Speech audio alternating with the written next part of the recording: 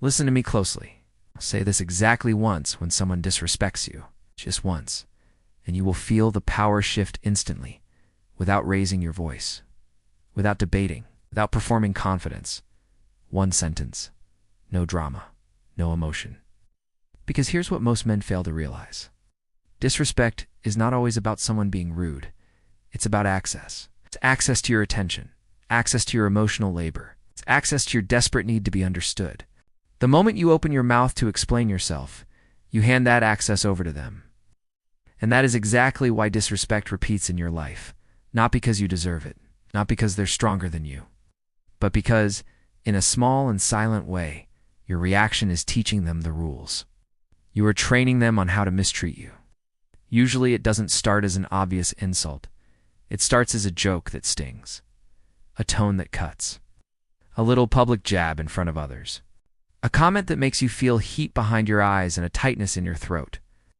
In that split second, the instinct of a weak man kicks in. You get the urge to fix the awkwardness so everyone can move on. The manipulator is hoping for they rush. They rush, they defend, they clarify, they try to prove they're reasonable. And in doing that, they train the pattern. But there's a cold, calm line that ends the pattern immediately. Because it removes the one thing disrespect needs to survive: your availability. Stay with me in this video, because in a moment I will give you the exact sentence. More importantly, using dark psychology, I'll show you why it works so fast, why it feels so final, and why saying anything more right after it can undo everything. Let's go deep into Principle 1. Why disrespect keeps coming back. It's comforting to believe disrespect comes from bad people, from villains, from someone with no manners. Because if it's all about them, you don't have to look at your role in the pattern.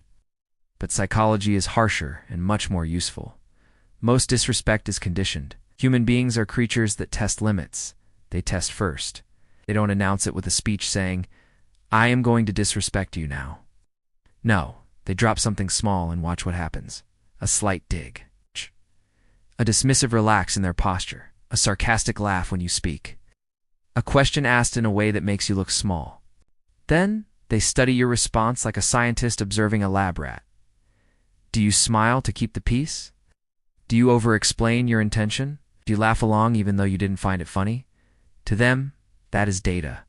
Not conscious, not always malicious. But human behavior is simple. What works gets repeated. If a jab costs nothing, it becomes a habit. If a boundary blurs, it gets crossed again. If you absorb discomfort to protect the mood, you become the place where they dump their discomfort. And the brutal part is this. The person doesn't need to hate you for the pattern to continue. They only need to learn that you will tolerate it. That is why disrespect follows access. Access to your reactions. Access to your need to fix the moment. Access to your emotional energy. If they can push and you absorb, they keep pushing. So the real question for a high-value man is not, how do I make them respect me? The question is, what kind of access have I been giving away?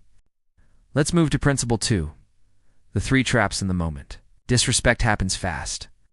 Your body reacts before your mind can form a clean response. Your heart rate jumps. Your thoughts speed up. Your mouth wants to move immediately so you can stop feeling exposed. That is where most men fall into one of 3 traps. Trap 1 is arguing. Arguing feels strong, feels like self-respect. But wake up. Most arguments are not power. They are pursuit. You are chasing logic. You are trying to be understood.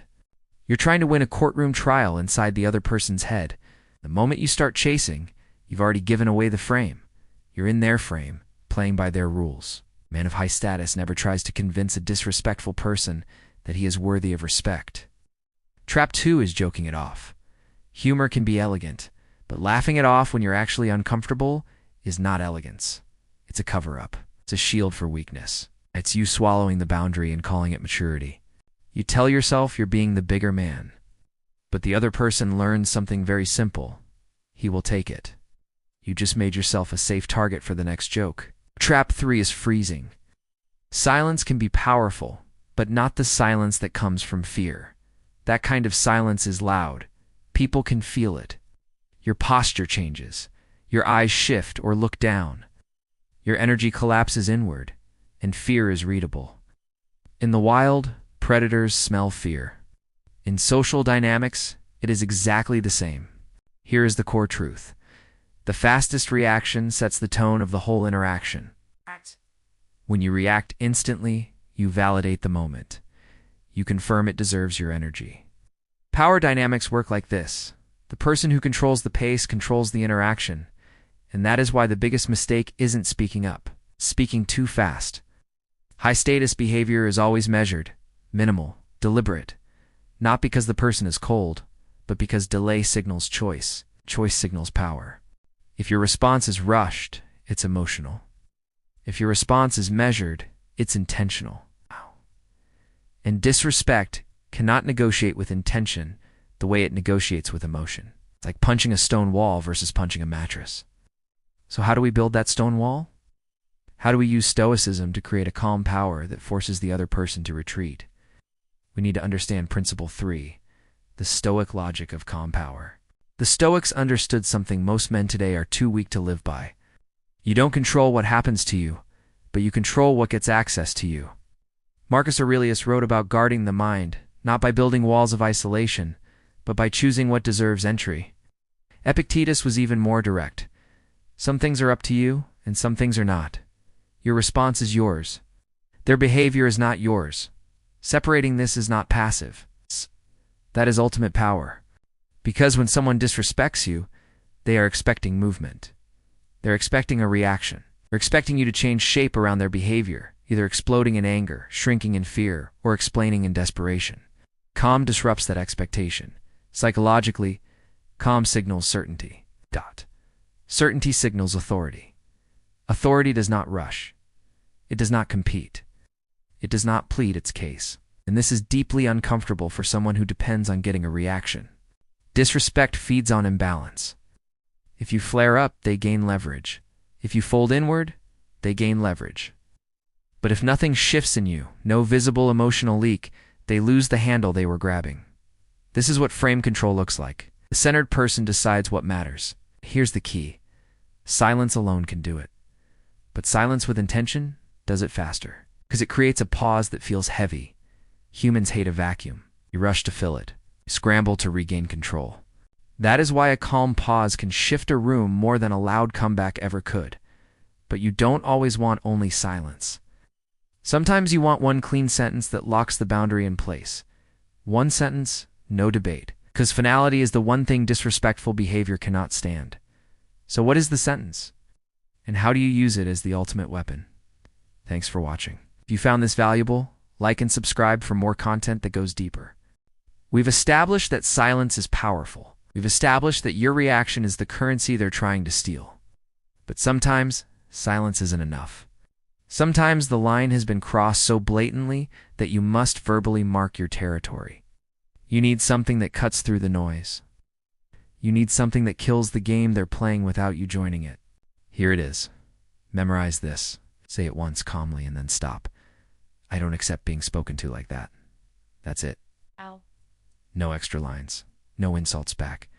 No lecture on morality. No history lesson about how long you've been friends. No, because. No explanation of your childhood wounds or why you're having a bad day. No dramatic threat of leaving. Just, I don't accept being spoken to like that. Now you might be thinking that sounds too simple. But in the world of dark psychology and power dynamics, complexity is weakness. Simplicity is strength. This sentence works because every single part of it is engineered for psychological dominance. Let's break it down, word by word, so you understand exactly what you're doing. First, you start with I. It means you're owning your boundary. You're not attacking their identity. You're not saying you're a jerk or you're being rude. When you say you trigger their ego. You invite them to defend themselves. You start a war. You say I. You are simply stating a fact about your reality. It is irrefutable. Second, the phrase don't accept. This is the kill switch. Notice I didn't say I don't like being spoken to like that. I don't like is a feeling. Feelings are negotiable. Feelings are temporary. If you say you don't like it, they can tell you to get over it or stop being sensitive. But I don't accept communicates a decision. It communicates finality. It communicates a standard. You are not asking for their permission to be treated well. You're informing them of the terms required to interact with you. It's the difference between a request and a law. Third, being spoken to like that. This targets the specific behavior in the moment, not the person's soul. You're not calling them a bad person. You're not escalating the conflict. You're simply pointing at the line they just stepped over. That's why it's so incredibly hard for them to argue with this sentence. If they argue, they expose themselves. If they mock it, they reveal exactly the kind of person they are to everyone in the room. Either way, you stop carrying the burden of their bad behavior. You place the burden right back in their lap, where it belongs. But here's the warning. The words alone are only 10% of the power. The other 90% is delivery. Most men fail here. They say the right words, but their body screams insecurity. Delivery matters more than volume. You do not shout this. Shouting shows you're rattled. Shouting shows they got to you. You say it slowly. You drop your voice pitch slightly. Maintain a neutral face. Relax your shoulders. Do not smile. This is critical. Many men have a nervous tic where they smile when setting a boundary to soften the blow. Do not do that. If you smile, you signal that you're joking. You signal submission. Your face must match the seriousness of the sentence. No anger, no apology. Your body should look like the sentence is the most obvious thing in the world. Timing matters too. You say it immediately after the disrespect, not 5 minutes later. At hours later in a text message when you're safe at home, immediate boundaries train people faster. Creates a Pavlovian response. Disrespect equals an immediate wall. And now we arrive at the most important part. The part that separates the boys from the high-value men. What happens next? You stop talking, you shut your mouth. Because the second you start explaining why you don't accept it, you take a clean, strong boundary and you turn it into a discussion. You turn it into a negotiation. If you add, "I'm just saying this because I've been really stressed at work lately," you invite them to judge your reason. Now they can say, "Oh, so you're just taking your stress out on me." You lost. If you add, "You probably didn't mean it, but ... You soften the line before it even lands. You're apologizing for them. You lost. If you add, "Please," you turn a standard into a beg. You do not beg for respect. You command it. You don't need them to agree with your boundary. You just need the boundary to exist. So you say it once. "I don't accept being spoken to like that." Then you let silence do what it does best. Force reality to show itself. I warn you now, this is where most people ruin it. Because the next few seconds, the silence right after the sentence will feel excruciating, will feel heavy. Your nervous system, conditioned to be a nice guy, will scream at you. It will beg you to repair the moment. It will beg you to say something to cut the tension. Don't let the tension do the heavy lifting. This brings us to what happens after you say it. You need to know the battlefield before you step onto it. You need to expect the predictable reactions of a manipulator who just hit a wall. When you use this sentence, you're breaking a script they've been running on you for months, maybe years. They're not going to just nod and say, "Understood, sir." Reaction number one is shock. They weren't expecting calm resistance, especially not from someone who usually laughs it off or explains themselves. They'll look confused. Good. Confusion is the first step to reshaping the dynamic. Reaction number two is the retreat disguised as a joke. They'll say, "Whoa, relax. I was just kidding." Or, "Can't you take a joke?" This is classic gaslighting. Do not fall for it. It's a test. They're rechecking if they still have access to the old version of youth aversion that fixes the mood by sacrificing his own self-respect. Reaction number three is the reversal. They might say, "You're being too sensitive," or "You're acting crazy." Again, this is a test. They're trying to make you doubt your own perception of reality. They want you to feel foolish for standing up for yourself. Sometimes they'll smirk. Sometimes they'll change the subject quickly to avoid the shame. Sometimes they'll just get quiet. That quiet is victory. The awkward silence after a boundary doesn't mean you did something wrong. It means the old pattern just broke. It means the system is recalibrating. The gears are grinding because the machine just stopped. But internally, inside your own head, the battle is raging. You might feel a wave of guilt. Your mind, addicted to being liked, might start producing reasons to soften the stance. Maybe I was too harsh. Maybe I should clarify that I still like them. Listen to me. That impulse is weakness. That is your people-pleasing virus trying to survive. That impulse is exactly what trained them to disrespect you in the first place. Let the awkwardness exist. Let them sit with the consequence of their tone. Let the room feel heavy for a moment. The Stoic philosopher Seneca warned about becoming a servant to the opinions of others. The fastest way to become that servant is to rush to repair tension that you didn't create. You didn't create the disrespect. You created the boundary. And boundaries can feel cold to people who are benefiting from your lack of them. Think about that. If someone is used to walking all over you, standing up is going to feel like an attack to them. It's their problem, not yours. Sometimes after that sentence, their tone softens. They correct themselves. They back off. They realize, consciously or subconsciously, that this door is locked. But sometimes they keep their distance afterward. They stop texting as much. They stop inviting you to things. And if they distance themselves because you set a basic standard of respect, that is not a loss. That is alignment. You aren't trying to keep everyone close. You're deciding who gets access to the fortress. If setting a boundary pushes someone away, they were only there because you were easy to use. But you're filtering your circle, removing the parasites to make room for peers. But there's one more scenario. Scenario where even this sentence is too much. Scenario where saying anything at all gives them exactly what they want. Sometimes saying nothing is stronger. Not every moment deserves your words. Not every insult deserves a sentence. Sometimes you're dealing with a different kind of predator, the provocateur. How do you handle the person who isn't just rude, but is actively trying to get a reaction out of you? In those moments, words of strong ones can feed the game. That's when we drop the shield and pick up the ultimate weapon of the Stoic. And we'll cover that in the next video. Thanks for watching. If you found this valuable, like this video and subscribe for more. We need to make a critical distinction here. Not every moment deserves that sentence. Not every person deserves your voice. Some people do not disrespect you to dominate you. They disrespect you to provoke you. These are the provocateurs, the narcissists, the energy vampires. They do not want to win a logical argument. They want the reaction. They want the emotional content. They are addicted to engagement. If you get angry, they win. If you get sad, they win. If you calmly say, "I don't accept being spoken to like that," in their twisted mind, they still win because you stopped what you were doing to address them. You gave them center stage. In those specific moments, words can feed the game. Even the best boundaries can be turned into fuel for their drama. That is when silence becomes the better weapon. But I am not talking about the silence of freezing that we discussed in part 1. I am not talking about the silence where you look down at your shoes and hope they go away. I'm talking about chosen silence. This is a specific technique in dark psychology known as strategic non-existence. You render their behavior invisible. Here is how you execute it.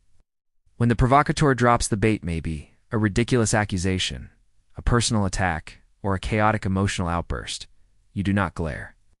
You do not sigh heavily to show your annoyance. You do not roll your eyes. Because glaring, sighing, and eye-rolling are all communication. They all say, "You are affecting me." Instead, you simply remove participation. You look through them, not at them. You continue what you were doing with zero change in your tempo. If you were eating, you keep eating. If you were working, you'd keep typing. If you were speaking to someone else, you'd finish your sentence as if the interruption never happened. No explanation, no visible emotional leak. You treat their words like background noise, like static on a radio. This confuses provocateurs deeply. Their entire strategy relies on a push-pull dynamic. They push, you push back. They pull, you pull away. But when they push and hit nothing but empty air, they lose their balance. There is nothing to grapple with. There is no hook. This is the ultimate form of disrespect.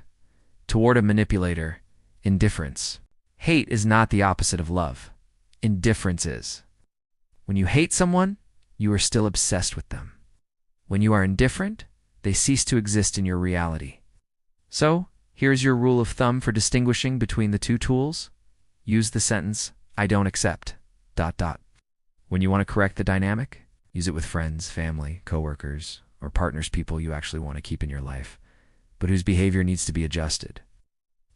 You are investing in the relationship by setting a boundary. Use chosen silence when the moment is bait. Use it with trolls, strangers, people who have proven they cannot listen, or people who thrive on chaos. In these cases, you are not trying to fix the relationship. You are protecting your peace. Now, a practical question arises. What if you say the sentence, I do and accept being spoken to like that, and they do it again. What if they ignore the boundary? Here is the brutal truth that most people are too afraid to tell you. Boundaries are useless without consequences. If you say the sentence and they disrespect you again 5 minutes later and you just say the sentence again, you are nagging.